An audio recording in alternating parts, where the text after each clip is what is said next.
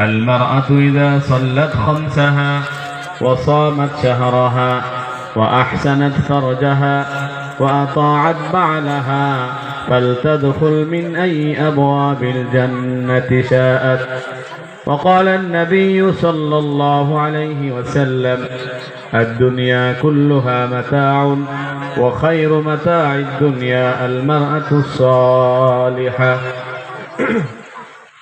وقال تعالى في شان حبيبه مخبرا وآمرا: إن الله وملائكته يصلون على النبي يا أيها الذين آمنوا صلوا عليه وسلموا تسليما. بلغ بكماله كشف الدجى بجمال حسنت جميع خصاله صلوا عليه थे जो राह पर गैरों की हादी बन गया। क्या नजर थी जिसने मर्दों को मसीहा कर दिया। बलगल उला बिकमालिही कशफत दुजा बिजमालिही हसनत जमीउ खिसालिही सल्लो। ওই চাঁদ সুরুজ আর তারকারাজি আসমান জমিন আর বৃক্ষরাজি সাগর নদী পর্বতরাজি সৃজিলে তুমি সব তোমারই তো দান। ও গো রহিম রহমান তুমি মহামহিয়ান। ও গো রহিম রহমান তুমি মহামহিয়ান। গাছে গাছে দিয়েছ তুমি নানান রঙের ফুল ফল। দিগন্ত বিস্তৃত মাঠে মাঠে দিয়েছ সবুজ ফসল। গাছে গাছে দিয়েছ তুমি নানান রঙের সবুজ ফসল। হাসি গোলা ভরা দান সৃজিলে তুমি সব তোমারই তো দান।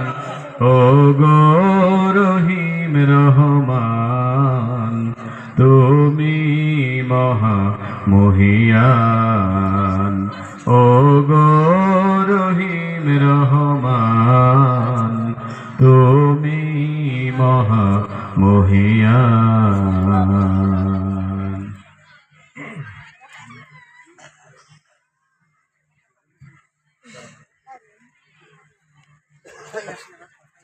কান্দিপাড়া বালিয়াহাট এলাকাবাসীর উদ্যোগে আজকের এই ঐতিহাসিক বালিয়াহাট যুব কমিটির উদ্যোগে আজকের এই ঐতিহাসিক ইসলামী জলসার সম্মানিত সভাপতি কদরে গরামি ওয়াজিবুল ইহতারাম জনাব সাহেব সদর,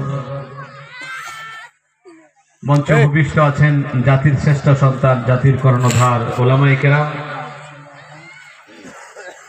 আমার সামনে উপস্থিত অত্র এলাকার দিনদার ইমানদার কোরআন প্রিয় কোরআন প্রেমিক সুন্নাহ প্রিয় ইসলাম প্রিয় মুসলমান ভাইরা, পাশে বসে আছেন অত্র এলাকার সম্মানিত মুসলিম মা ও বোনেরা। আমরা মহান আল্লাহ সুবহানাহু ওয়া তাআলার দরবারে কালিমাতুশ শুকর আদায় করব, শুকরিয়া আদায় করছি সে মহান রবের দরবারে যে মহান রব্বুল আলামিন অত্যন্ত দয়া করে আমাদেরকে কোরআনে কারীমের মতো শ্রেষ্ঠ একটি মজলিসে আসার এবং বসার তৌফিক এনায়েত করেছেন, সুযোগ করে দিয়েছেন। এজন্য আমরা মহান মনিবের দরবারে কালিমাতুশ শুকর আদায় করছি। আমরা সকলে পড়ছি আলহামদুলিল্লাহ। ভাই আলহামদুলিল্লাহ কয়েকজনে বলেছেন, আমি আগেই বলেছি আপনারা আমার কথা বুঝে থাকলে উত্তর দিতে হবে। উত্তর যদি না দেন তাহলে আমি বুঝবো কথা বুঝতেছেন না। আলহামদুলিল্লাহ বলা কি গুনার কাজ না সওয়াবের কাজ? সওয়াবের কাজ। আপনারা তো বললেন আলহামদুলিল্লাহ, আপনারা যেখানে আসতে পেরেছেন এটা কি নিজের ক্ষমতায় আসতে পেরেছেন? আমি কিন্তু আমার ভাষায় আমার স্টাইলে ওয়াজ করবো, আপনার স্টাইল তো আমি ধরতে পারবো না, কিন্তু আমি যে স্টাইলে ওয়াজ করি সেই স্টাইলে করবো। না বুঝলে বলবেন, কিন্তু বুঝলে উত্তর দেওয়া লাগবে। আমরা যেখানে আসতে পেরেছি কোটি নয়, বরং তার চেয়ে অনেক অনেক অনেক বেশি দরুদ ও সালামের হাদিয়া। আল্লাহর সৃষ্টির প্রধান আকর্ষণ, বিশ্ব সভার সভাপতি, সমস্ত নবী রাসূলগণের মাথার মুকুট, শামসুল হিদায়াত, বদরুদ্দুজা, সাইয়্যিদুস সাকালাইন, ইমামুল মুরসালিন, খাতামুন নবিয়্যিন ওয়াল মুরসালিন, আফতাবে নবুয়ত, শাহনশাহে রিসালত, সরকারে দু জাহাঁ, সুলতান মদিনা, হুজুর আকরাম সাল্লাল্লাহু আলাইহি ওয়াসাল্লামের উপর, যাকে আল্লাহ রাব্বুল আলামিন আজ থেকে প্রায় ১৫০০ বছর আগে হযরত ঈসা আলাইহিস সালামকে দুনিয়া থেকে আকাশে উঠিয়ে নিয়ে যাওয়ার ৭৫০ বছর পর, হযরত মুসা আলাইহিস সালামের ইন্তেকালের ২৪৯৫ বছর পর, হযরত নূহ আলাইহিস সালামের ইন্তেকালের ৩১১২ বছর পর, এবং বাবা আদমকে জান্নাতে যাওয়ার ৬১২৫ বছর পর পৃথিবীর সর্বশ্রেষ্ঠ ও সর্বশেষ নবী এবং রাসূল হিসাবে প্রেরণ করেছিলেন। আমরা সেই নবীর উপর দুরূদ পড়ছি, সকলে পড়ুন সাল্লাল্লাহু আলাইহি ওয়াসাল্লাম। সম্মানিত মুসলিম ভাইরা, আপনারা এখানে কোরআনে কারীম শোনার জন্য এসেছেন। এখানে আসার পেছনে অন্য কোনো উদ্দেশ্য নেই, ঠিক কিনা বলেন? কোরআনে কারীম কি জিনিস, কোরআনটা কি, এবং কোরআন শুনলে কি লাভ, কোরআনের সাথে থাকলে কি লাভ, আমি বিষয়টিকে আপনাদেরকে আগে বুঝাবো, তারপরে আমার নির্ধারিত বিষয়ে কথা বলবো ইনশাআল্লাহ। কোরআনে কারীম হচ্ছে এমন একটি কিতাব, দুনিয়াতে যত কিতাব মানুষ নাজিল করেছে, কোন কিতাব যারা লিখেছেন, ধর্মগ্রন্থ লিখেছেন, বই লিখেছেন, কোন ব্যক্তি তার বইয়ের শুরুতে চ্যালেঞ্জ করতে পারে না। পারে বলেন যে আমার বইয়ে কোনো ভুল নাই, আমার লেখায় কোনো ভুল নাই, এরকম চ্যালেঞ্জ করতে পারে? কিন্তু আল্লাহ রাব্বুল আলামিন যে কোরআন নাজিল করেছেন, তিনি কোরআনের শুরুতে চ্যালেঞ্জ করেছেন। আল্লাহ তাআলা বলেছেন, আল্লাহ রাব্বুল আলামিন বলেছেন, আলিফ লাম মিম যালিকাল কিতাবু লা রাইবা ফীহি হুদাল লিল মুত্তাকিন। আল্লাহ রাব্বুল আলামিন কোরআনের শুরুতে চ্যালেঞ্জ করেছেন।